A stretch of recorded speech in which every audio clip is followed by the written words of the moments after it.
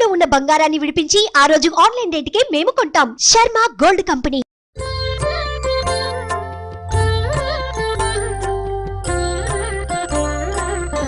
So కోట్ల నరసింహులపల్లె గ్రామానికి ఆనుకొని ఇంతటి చరిత్ర, ఇంతటి వైభవం ఉన్నటువంటి ఈ దేవాలయానికి ఆనుకొని ఉన్నటువంటి ఈ కొండ ప్రాంతంలోనే విశ్వనాథాలయము, అదే విధంగా కోనేరు కూడా ఉంది అంట.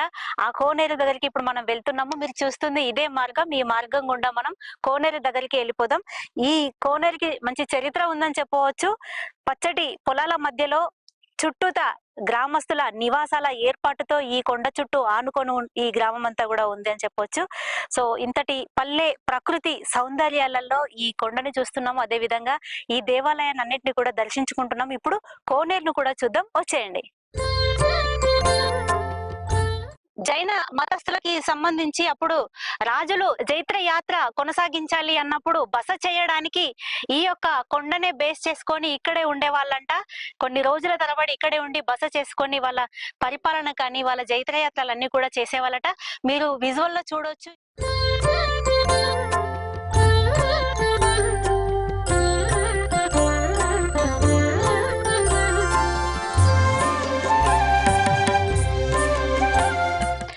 సో ఈ గుట్టనంతటిని కూడా, ఈ బండనంతటిని కూడా చెక్కి మెట్లుగా మలచడం జరిగిందన్నమాట. ప్రజల సౌకర్యార్థం అంతా కూడా ఏర్పాట్లు చేయడం జరిగింది.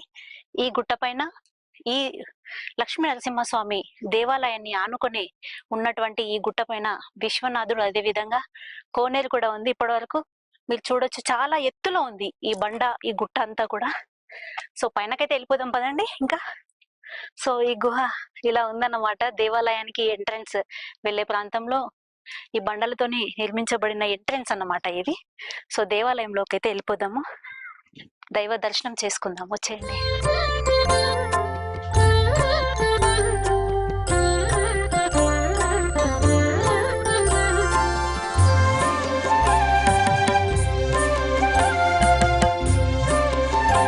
సో దేవాలయం ఇదే అన్నమాట.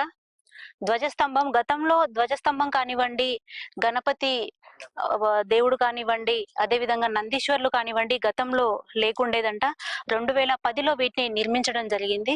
అయితే ఈ దేవాలయానికి తూర్పు దిక్కున ఉన్నటువంటి కోనేరు ఏదైతే ఉందో ఇది 12వ శతాబ్దంలో కాకతీయ ప్రభువులైనటువంటి గణపతి దేవుని సమయంలో ఆ కాలం నాటిది ఈ కోనేరు అని చెప్పవచ్చు. అప్పటి నుంచి ఇప్పటి వరకు కూడా ఎండిపోయినటువంటి చరిత్రే లేదు, ఎప్పుడు నిండుగా ఉంటుందని ఇక్కడ చరిత్ర ఆనవాళ్ళు మనకు తెలియజేస్తున్నాయి.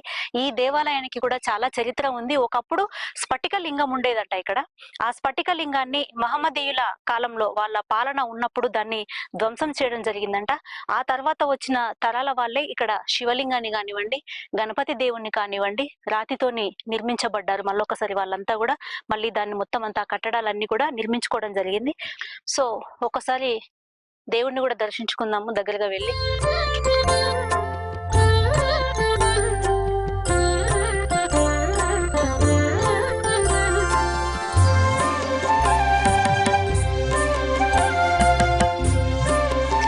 సో స్వామివారిని కూడా దర్శించుకుందాము.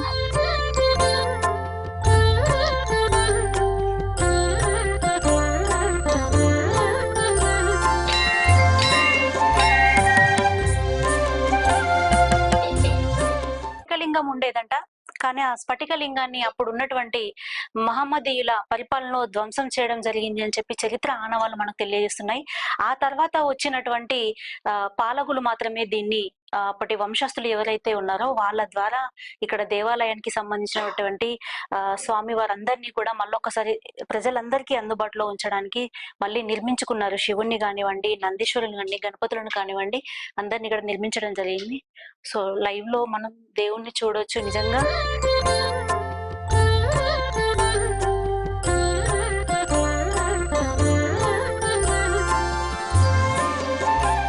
నిత్య అలంకార ప్రియుడు అని చెప్పొచ్చు. దీప ధూప నైవేద్యాలు విభూది ధరించి విభూదిదారుడై నిత్య పూజల్ని అందుకుంటారు అని చెప్పొచ్చు. శ్రీ లక్ష్మీ నరసింహ స్వామిని దర్శించుకోవడానికి వచ్చిన ప్రతి ఒక్క భక్తులు కూడా మళ్ళీ ఇక్కడికి వచ్చి శివుడి యొక్క ఈ యొక్క విశ్వనాథ ఆలయాన్ని కూడా సందర్శించి దేవుడి యొక్క కృపను పొందుతున్నారని కూడా చెప్పవచ్చు.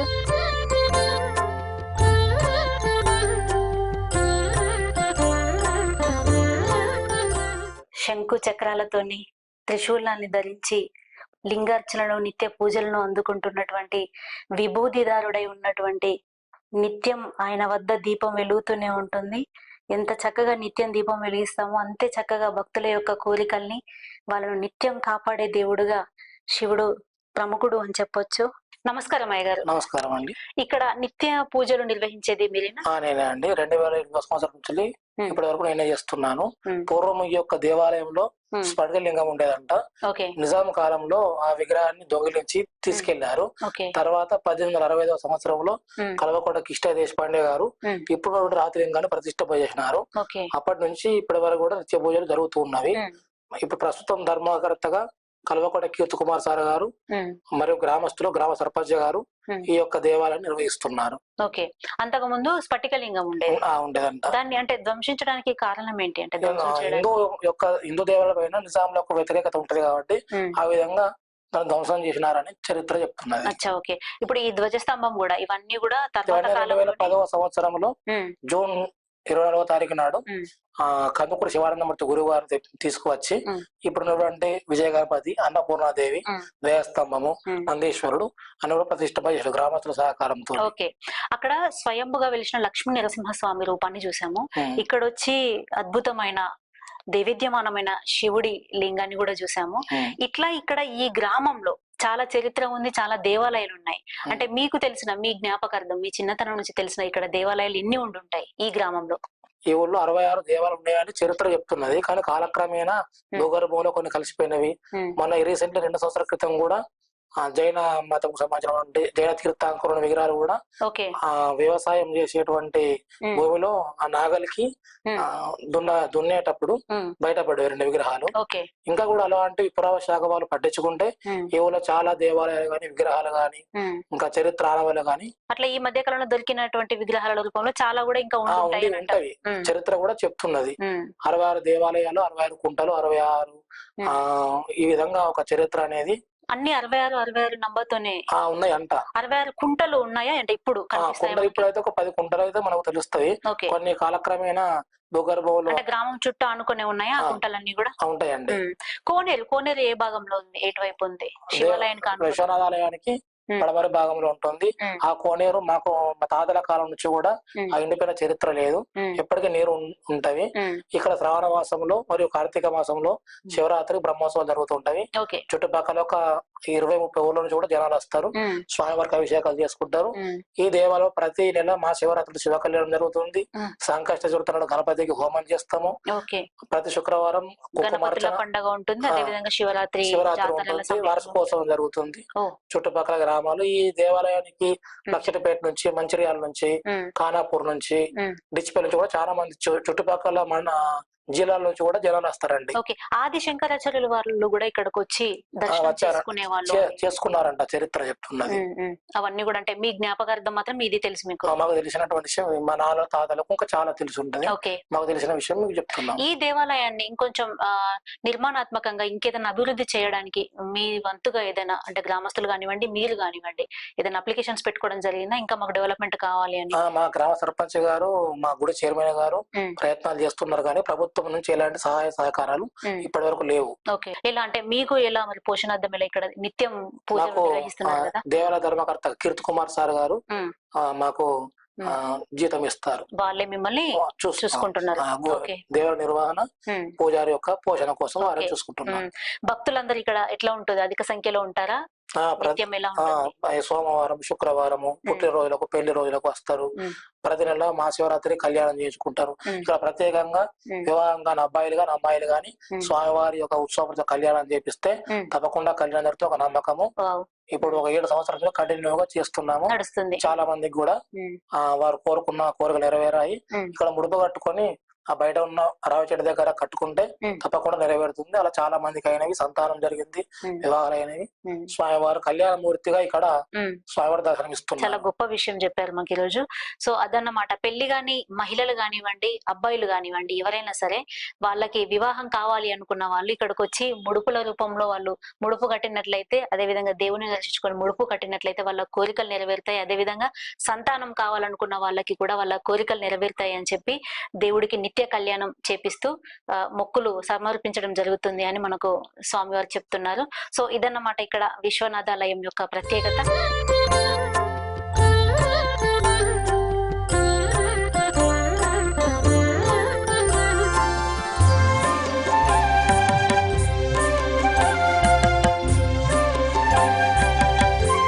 సో ఇదే కోనేరు, నేను చెప్పిన ప్రాంతం ఏదైతే ఉందో ఇదే అన్నమాట. ఎప్పుడు ఎండిపోకుండా నిత్యం నీళ్లతోని ఉండినటువంటి కోనేరు ఇదే. ఏ భక్తులు వచ్చినా ఈ గ్రామంలో ఉన్నటువంటి ఏ ఆలయాన్ని సందర్శించుకోవాలన్నా ముందుగా ఈ కోనేరు వద్దకు వచ్చి ఇక్కడ స్నానం ఆచరించి గంగా జలాన్ని కూడా, ఉత్సవాల సమయంలో అయితే గంగా జలాన్ని తీసుకొని వెళ్ళిన తర్వాతనే వాళ్ళ ఉత్సవాలు మొదలు పెట్టడం కానివ్వండి, రథాలు తిరగడం కానివ్వండి, నిత్య పూజలు చేయడం కానివ్వండి, ఇక్కడ నుంచి నీళ్ళని గంగా జలాన్ని తీసుకొని వెళ్ళిన తర్వాతనే నిత్య పూజలు నిర్వహిస్తారు అనేది ఇక్కడ ప్రత్యేకం అని చెప్పొచ్చు. సో ఈ వాటర్ ని చూస్తే గ్రీనిష్ గా కనబడుతుంది కదా మనకి, కానీ ఒకసారి పట్టుకొని చూసినట్లయితే చాలా తేటగా ఉన్నాయి వాటర్, చాలా తేటగా కనబడుతుంది మనకి. సో ఇదే కోనేరు ఎప్పుడు ఎండిపోదు, నిత్యం నీళ్లతో నిండే ఉంటుంది. ఎంతటి కరువు సమయం వచ్చినా కూడా, ఎంతటి ఎండలు దంచి కొట్టినా కూడా ఈ కోనేరు మాత్రం నిండే ఉంటుంది అని చెప్పి మనకు ఇక్కడ చరిత్ర తెలిసిన వాళ్ళంతా కూడా, ఇక్కడ గ్రామస్తులంతా కూడా, చాలా మంది మనకు సీనియర్స్, నిత్యం చూస్తున్న వాళ్ళు, కొన్ని సంవత్సరాల నుంచి చూస్తున్న వాళ్ళు చెప్తున్నారు అనమాట. ఒక్క రోజు కూడా ఎండిపోయిన సందర్భమే లేదంట. ఇది కొన్ని వేల సంవత్సరాల నుంచి ఉన్నటువంటి కోనేరు ఇది. అంటే రాజులు పరిపాలించినటువంటి సమయం నుంచి కూడా ఈ కోనేరు ఇలాగే ఉంది. ఇదే గ్రామంలో 66 దేవాలయాలు, 66 కుంటలు అనేది కూడా ఉంది. కానీ కాలక్రమేణా అవి శిథిలావస్థకు గురయ్యి కొన్ని కూలిపోయి మనం కొన్ని తరాల వాళ్ళకు చూపించడానికి కొంత తగ్గింపు అనేది అయితే జరిగింది. అప్పటి ఆనవాళ్ళన్నీ కూడా ఇప్పుడు కొన్ని చూపించలేకపోతున్నాం.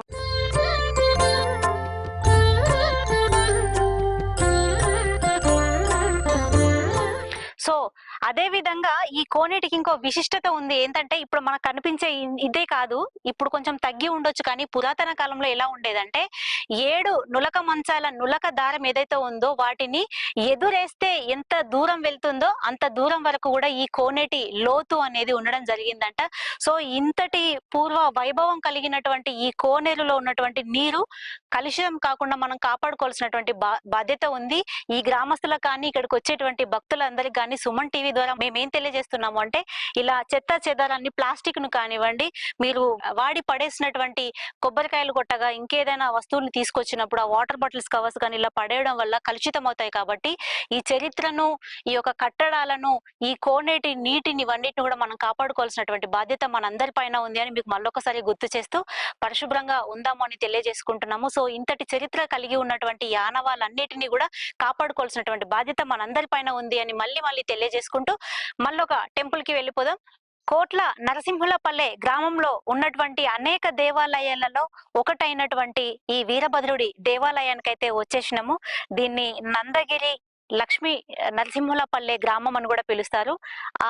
మనం మనం విన్నటువంటి చరిత్రలో 66 దేవాలయాలు ఏవైతే ఉన్నాయో కొన్ని కనుమరుగైనప్పటికీ మిగిలి ఉన్నటువంటి దేవాలయాల్ని మనం చూస్తున్నాము. కాబట్టి దాంట్లో భాగంగా లోపలికి వెళ్ళిపోయి ఈ యొక్క వీరభద్రుడి ఆలయాన్ని కూడా సందర్శించుకుందాము. వచ్చేయండి. సో వీరభద్రుడి ఆలయానికైతే వచ్చేసినాం, లోపలికి వెళ్తున్నాం మనం. వాతావరణం ఇక్కడ చాలా ఆహ్లాదంగా, చాలా బాగుంది. చెట్లతోని, రావి చెట్లు కానీ, వేప చెట్లు కానివ్వండి, చాలా పెద్ద ఎత్తున అద్భుతమైనటువంటి కళను సంతరించుకొని ఉంది. ఈ దేవాలయం కూడా చాలా ప్రశాంతంగా కూడా ఉంది అని చెప్పొచ్చు. దేవాలయం అంటేనే ప్రశాంతత. ఎలాంటి మానసికమైనటువంటి సమస్యలు ఉన్నా దేవాలయానికి వచ్చి కొద్దిసేపు కూర్చున్నట్లయితే మానసికంగా ఉన్నటువంటి టెన్షన్స్ అన్ని కూడా పోతాయి అనే విషయం నిజమండి, నిత్య సత్యం కూడా అని చెప్పొచ్చు. దీన్ని లోపలికైతే వెళ్ళి దైవ దర్శనాన్ని చేసుకుందాం. వచ్చేయండి.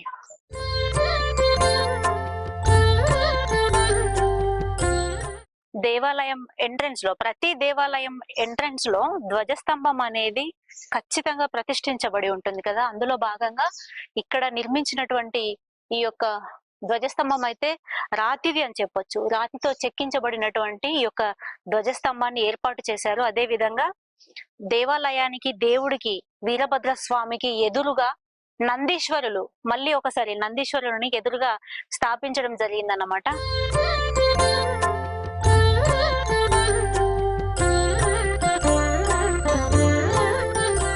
స్వామివారి సన్నిధానంకి అయితే వచ్చేసాము. కొద్దిసేపు వారి యొక్క దర్శనాన్ని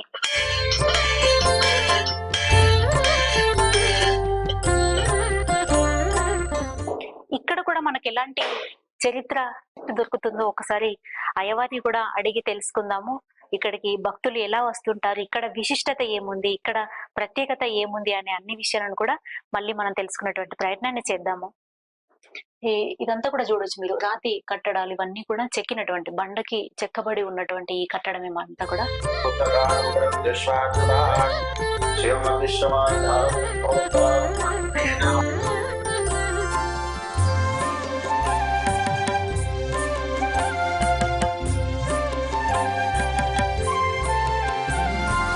వీరభద్రుడి దర్శనం అయితే చేసుకున్నాం కదా. వీరభద్రుడిని ఆనుకునే పక్కనే అంటే లెఫ్ట్ సైడ్ లోనే పక్కనే శివాలయం కూడా ఉంది. చిన్న దేవాలయాన్ని రాతి కట్టడంతో ఇదంతా కూడా ఉంది అన్నమాట. ఇలా శివుణ్ణి ఏర్పాటు చేసినటువంటి విజువల్ మనం చూస్తున్నాము.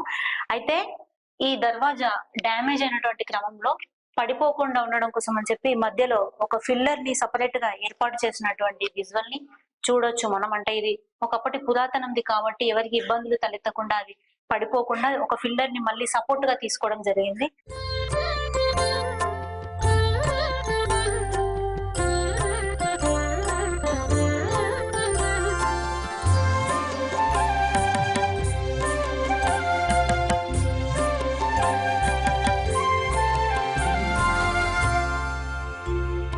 సో మనం ప్రతాప రుద్రులు నిర్మించినటువంటి మల్లికార్జున స్వామి దేవాలయానికి అయితే వచ్చేసినాం. ఆనాటి కాలంలో ప్రతాపరుద్రుల వారు ప్రత్యేకంగా నిర్మించబడినటువంటి ఈ యొక్క మల్లికార్జున స్వామి శివాలయం కూడా చాలా ప్రత్యేకమైంది అని చెప్పవచ్చు. ఎందుకంటే ఆ లింగం చుట్టూ ఉన్నటువంటి ప్రాణపట్టం ఏదైతే ఉందో ఆ పట్టం పైన తట్టినట్లయితే, ఒక 1 రూపీ కాయిన్ తో తట్టినట్లయితే సప్త స్వరాలు వినపడతాయి. మనం చెవు పెట్టి కాన్సన్ట్రేషన్ తో విన్నట్లయితే మంచి సౌండ్ ను మనం వినొచ్చు అని చెప్పి ఇక్కడ ప్రత్యేకత ఉంది అని ఇక్కడ ప్రజలు కూడా చెప్తున్నారు. ఒకసారి అది కూడా చూద్దాము. దేవుణ్ణి దర్శించుకొని ఒకసారి అక్కడికి వెళ్ళి దర్శనం చేసుకొని వద్దాము. వచ్చేయండి.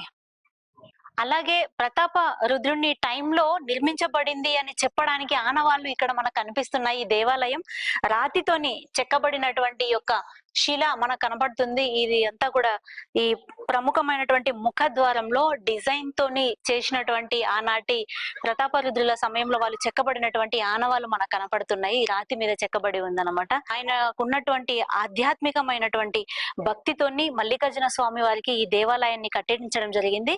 రాను క్రమేణా కాలక్రమేణా ఈ గుడి ఆవరణాన్ని కొంచెం పెంపు చేసి ప్రజలందరికీ సౌకర్యార్థంగా ఈ చుట్టూ ఉన్నటువంటి ఈ యొక్క వరండా లాగా ఒక మంచి ప్లేస్ ని అంతా కూడా నిర్మించడం, ఎక్స్టెండ్ చేయడం అనేది జరిగింది. స్వామి వారిని దర్శించుకుందాము వెళ్ళి.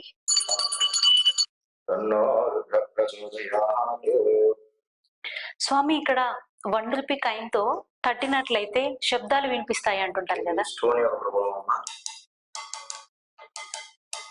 ఓకే, ఒక్కొక్క చోట కొడుతుంటే ఒక్కొక్క సౌండ్ వస్తుంది.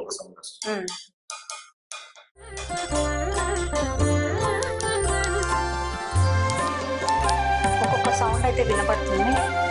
సో పురాతన కాలం నుంచి దేవాలయాలకు సంబంధించి ఏ కట్టడాలు నిర్మించాలన్నా కూడా ఇక్కడ మీరు చూస్తున్నటువంటి ఈ డిజైన్ కనబడుతుంది.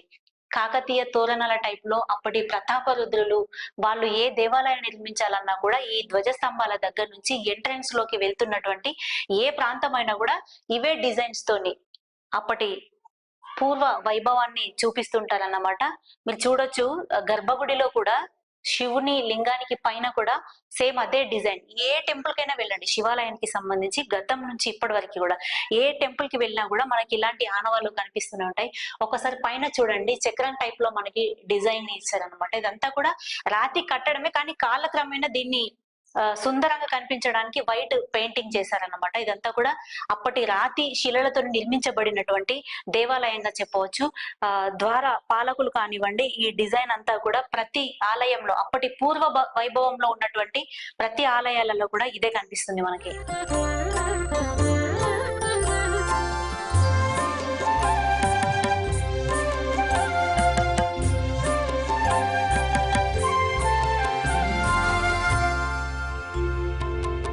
సో మరొక దేవాలయంకి అయితే వచ్చేసినాం. ఇక్కడ మనం కోట్ల నరసింహలపల్లె గ్రామంలో ఉన్నటువంటి అనేక దేవాలయాలలో ఒకటైనటువంటి సోమేశ్వర ఆలయంకి వచ్చేసినాం. ఈ సోమేశ్వర ఆలయానికి 11వ శతాబ్దం నుంచి కూడా చరిత్ర ఉంది. ఇక్కడ ఒక ప్రత్యేకమైనటువంటి విషయం కూడా ఉంది చెప్పడానికి. ఏంటి అంటే, ప్రతాపరుద్రుడు ఇంతకుముందు మనం చూసినట్టుగా మల్లికార్జున స్వామి దేవాలయాన్ని కట్టిస్తున్నటువంటి ఆ సమయంలో ఎరుకల నాంచారి అనే ఆవిడ ఆయన వద్దకు వెళ్ళి, మా దగ్గర కొంత డబ్బు ఉంది, మాకు కూడా ఒక దేవాలయాన్ని కట్టించి ఇవ్వండి ప్రభు అని ఆయన్ని అడగగా, ప్రతాపరుద్రుడిని అడగగా ఆయన సరే అని చెప్పి ఆమె పేరు మీద, అంటే ఆమె వ్యక్తిగతంగా పోగు చేసుకున్నటువంటి ఆమె సంపద ద్వారా ఈ దేవాలయాన్ని కట్టించి ఇవ్వడం జరిగింది. ఆమె పేరుతోని ఎరుకల నాంచారి గుడి అనే పేరుతోని ఈ యొక్క దేవాలయం, అంటే సోమేశ్వరాలయము, దేవుడికి శివాలయాన్ని కట్టించి ఇక్కడ పూజలు, నిత్య పూజలు అందుకునేలాగా ఏర్పాట్లు చేయడం జరిగిందన్నమాట. ఎరుకల నాంచారి ఆమె తరపున కట్టించినటువంటి ఈ దేవాలయాన్ని, సోమేశ్వర ఆలయాన్ని కూడా ఒక్కసారి దర్శించుకుందాము. వచ్చేయండి.